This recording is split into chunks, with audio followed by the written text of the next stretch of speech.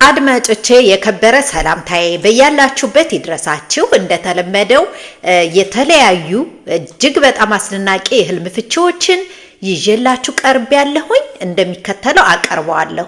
በህልም ቆዳችሁ ተነስቶ ቆዳ አልባ ሆናችሁ ካያችሁ በስነ ልቦና እና በስሜት ከሌሎች ሰዎች እየተደረገባችሁ ያለውን በደል ጠቋሚ ነው።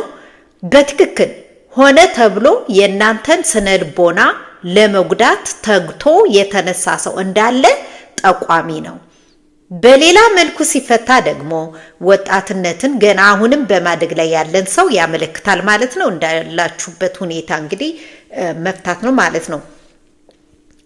በህልም ቀዶ ጥገና ሰርጀሪ ማለት ነው ተደርጎለት ያለመ ባለበት ሁኔታ እና ችግር ማለትም ከቤተሰብ ወይንም ከሌላ ጋር በነበረ አለመግባባት ደስ የሚያሰኙ ጊዜያቶች ነገሮች መፍትሄ ወደ ማግኘት መሄዱን አመላካች ነው።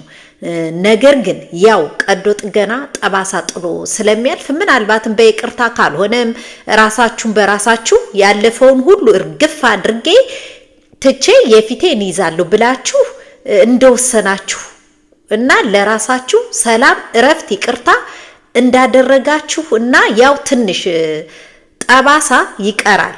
ነገር ግን ጠባሳ እንደሚታወቀው ህመም ስለሌለው በሰላም መንፈስ ሰላማዊ ስነ ልቦና ይዛችሁ መኖር መጀመራችሁን ያበስራል ማለት ነው። ሌላው ወንድ አላሚ በጭኑ እና በጭኑ መካከል ወይንም በእግሮቹ መካከል ያለው ቆዳ በጣም ሳስቶ ለመላላጥ የደረሰ እስኪመስል ድረስ ካለመ ወይንም ደግሞ በእግሮቹና በእግሮቹ መካከል ወይም በጭኖቹ መካከል ያለው ቆዳ በጣም ቀልቶ የሚያንገበግብ ቅላት ሆኖ ያለመ ይህ የሚያመለክተው እጅግ በጣም ሀብታም የሆነችና ሀብቷንም ሁሉ ለሱ በስሙ የምታስረክበው ሚስት ያገባል። በህልም የቆዳ ድርቀት ይዞት ያለመ ቆዳው ደርቆ ያለመ ላገኘው ገንዘብ አምላኩን የማያመሰግን ከሰዎች ብዙ ገንዘብ የሚበደርን ያለበትን ዕዳ መክፈል ያለመቻልን ውድቀትን በአጠቃላይ ግን በእነዚህ ሁሉ ሰበብ እየመጣ ያለውን ቅጣት የሚደርስበትን ቅጣት የወደፊቱን ጠቋሚ ማስጠንቀቂያ ነው። በህልሙ ተራራን ያለመ በዋናነት ችግርን እና እንቅፋትን አላሚው ማስወገድ እንዳለበት ጠቋሚ ነው። አንድ ሰው በህልሙ ተራራን ሲወጣ ካለመ ከብዙ ውጣ ውረድ በኋላ የሚገኝን ስኬት ያመለክታል። በህልም ተራራን፣ አለትን፣ ድንጋይን ተሸክሞ ያለመ ወደፊት በሰዎች የሚደርስበትን ትልቅ የስቃይ ሸክም በኃይለኛና ጨካኝ ሰዎች በሚያደርሱበት በደልና ክፋት መገፋትን ያመለክታል ማለት ነው።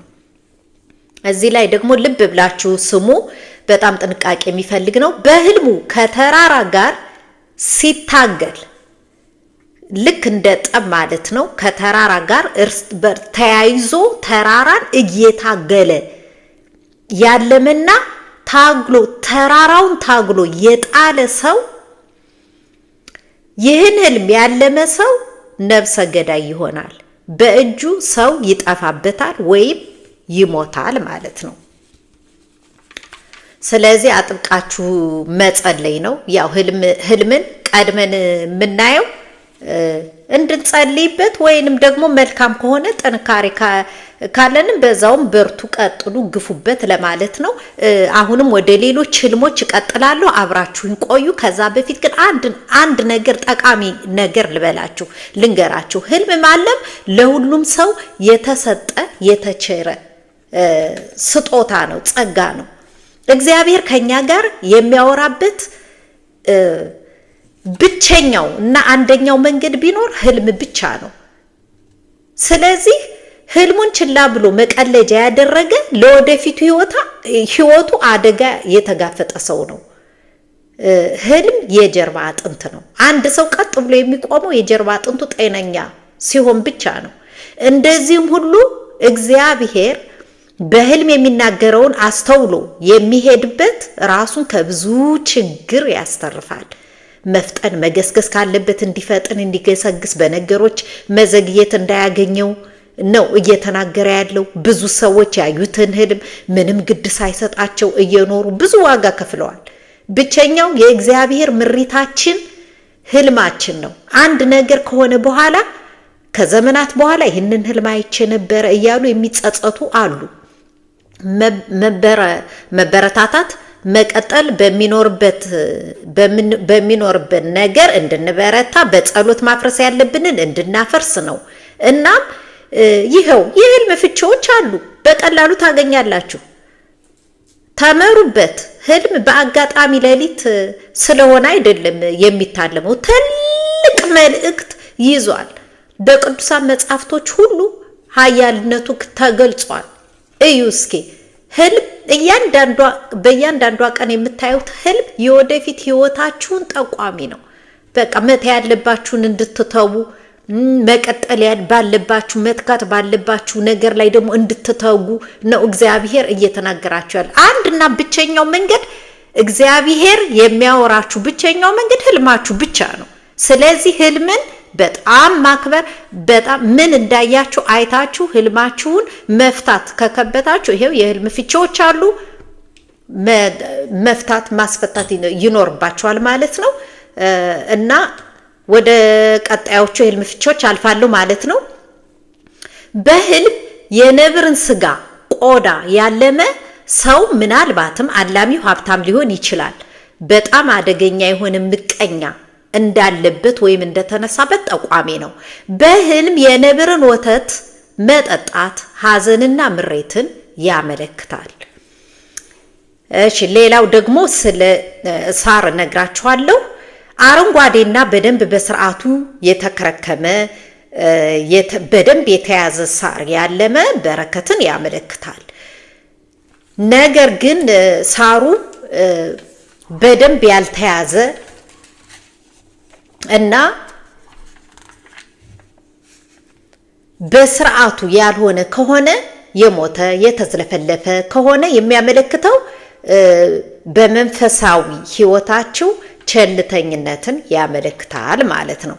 በህልም ሳር ያለመ በተለይ ደግሞ ሳሩ ላይ ተኝቶ ያለመ ወይንም የታለመለት ሰው በራሱ በጣም ምቾት የሚሰማውን ደስተኛ የሆነ ሰውን ያመለክታል። የደረቀ ሳርን በህልሙ ያለመ በደንብ የደረቀ ወደ ቢጫነት ተቀይሮ ነገር ግን በደንብ የደረቀን ሳር ያለመ በፊቱ በሚመጡት ቅርብ ጊዜያቶች በርከት ያሉ ወርቆችን በስጦታ መልክ ይሁን ብቻ በማንኛውም ሁኔታ በርካታ ወርቆችን ያገኛል። እድለኛ ሰው ነው ማለት ነው። በህልም ሳር እያጨደ ወይንም እያሳመረ ያለመ ሃይማኖቱን በተመለከተ ጥልቅ ግንዛቤና መረዳትን ሲያመለክት በተጨማሪም በረከትን ያመለክታል። በህልም ሳራማ በሆነ መስክ ሜዳ ላይ ሲራመድ ያለመ ደስታ እና መልካም እድል መምጣቱን አመላካች ነው።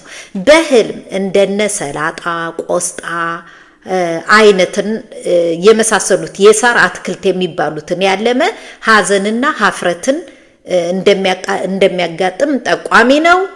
ከተበሉ ደግሞ ህመምና ምሬትን ያመለክታል፣ እንደሚያጋጥም ያመለክታል።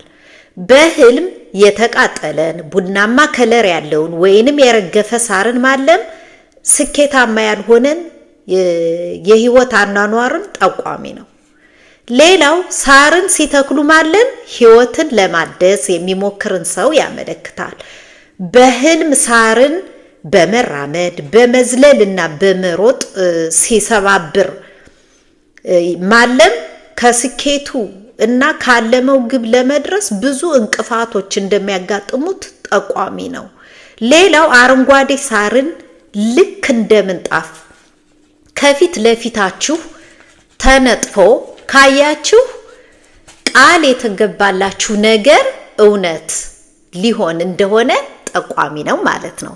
አንድ ሰው በህልሙ ሳር ውስጥ የሳርን እባብ ካለመ ሳር ውስጥ ብቻ የሚኖሩ እባቦች አሉ።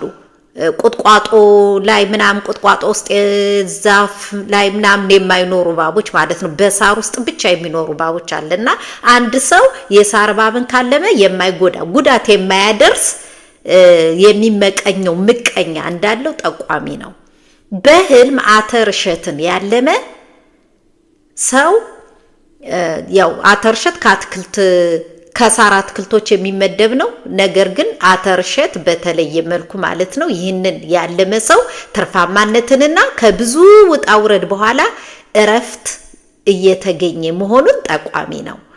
በህልም ቆዳው ወፍሮ ያለመ ስሜት የማይሰጠውን ሰው ያመለክታል። ስሜት አልባ ግድ የማይሰጠው ደንዳናን ሰው ያመለክታል ማለት ነው። ሌላው ቆዳው ተሸብሽቦ አርጅቶ ያለመ ብስለትን፣ ብልሃተኛነትን እና የሰው ጥበበኛነትንም የዚህን ሰው ጥበበኛነትንም ያመለክታል ማለት ነው። ሌላው በህልም አህያ ላይ ወጥቶ እየጋለበ ያለ ከወደቀ ከነበረበት ጥሩ የሆነ ሁኔታ እና አናኗር በድንገት ሳያስበው ወደ መጥፎ የአኗኗር ወደ ከፋ አኗኗር እንደሚገባ ጠቋሚ ነው። ይህ በህልም አህያው ወደ በቅሎ ስትቀየር ማለም የድካሙን የጥረቱን ፍሬ ስኬቱ መድረሱን ጠቋሚ ነው። አላሚው የጥረቱን የስኬቱን ፍሬ የምስራቹን የሚሰማው ወይም የሚሆንበት ጊዜ ደግሞ በጉዞ ላይ እያለ ይሆናል ማለት ነው። ሌላው በህልም አህያው ወደ ፈረስ ስትቀየር ያለመ በቂ የሆነ መተዳደሪያ ከአገር አስተዳዳሪ ወይንም ከተገበረ ሰው ይበረከትለታል። በህልም የደከመ የማየት ችሎታ ያለው አህያ ወይንም አንድ አይን ያለው አህያ ኖሮት ያለመ የሚተዳደርበትን ነገር በተመለከተ ግራ አጋቢና አስቸጋሪ ሁኔታ ውስጥ እንደሚገባ ጠቋሚ ነው። በህልም የአህያን ወተት ሲጠጣ ያለመ በማይድን በሽታ ይያዛል። አንድ ሰው በህልሙ ወደ ፍየልነት ሲቀየር ካለመ ብዙ በረከቶችን ያገኛል። በህልሙ እረኛ ሆኖ በግጦሽ ስፍራ እንስሶችን አሰማርቶ ያለመ አስተዳዳሪ መሪ ሆኖ ይመረጣል፣ ይሾማል። በህልም ራሱን በባርነት ቀንበር ውስጥ ሆኖ በግዞት ቀንበር ውስጥ ሆኖ ወይንም እስረኛ ሆኖ ያለመ በቅርቡ ሀብቱንና ክብሩን ተነጥቆ ያገኘዋል። በጣም ምሬትና ሐዘን እንደሚገባውም ጠቋሚ ነው።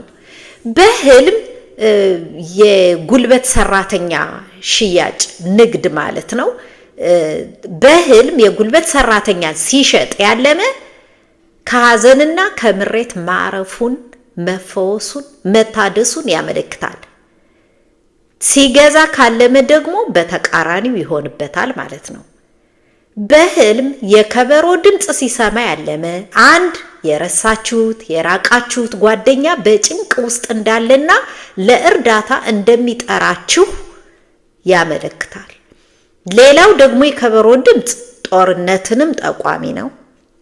በህልም የከበሮ መምቻ እንጨቶችን በጥሩ ሁኔታ ይዞ ያለመ ጥንካሬን፣ ህይወቱን በራሱ ሐሳብና ፍላጎት የሚመራን እና የራሱን ውሳኔ ሐሳብ የሚከተልን ሰው ጠቋሚ ነው። አንድ ሰው በህልሙ ከበሮ ሲመታ ካለመ የሚያሳየው ያ ሰው ክብርን እንደሚቀዳጅና ባለብዙ ዝና እንደሚሆን ጠቋሚ ነው ማለት ነው። አድማጮቼ ለዛሬ ይዤላችሁ የቀረብኩት የህልም ፍቺዎች እነዚህን ይመስላሉ እና ላይክ፣ ሼር፣ ሰብስክራይብ ማድረግ አይርሱ። ጥያቄ ካላችሁ ደግሞ ኮሜንት ባክሱ ላይ አስቀምጡልኝ። ከሌሎች የህልም ፍቺዎች ጋር አድርጌ እመልስላችኋለሁ ማለት ነው። አስቸኳይ መልስ ደግሞ የሚያስፈልገው ህልም ከሆነ ደግሞ ወዲያውኑ እዛው ኮሜንት መስጫ ላይ ማለት ነው እመልስላችኋለሁ ማለት ነው። በቀጣዩ እስከማገኛችሁ ሰላም ቆዩኝ በያላችሁበት። ቻው።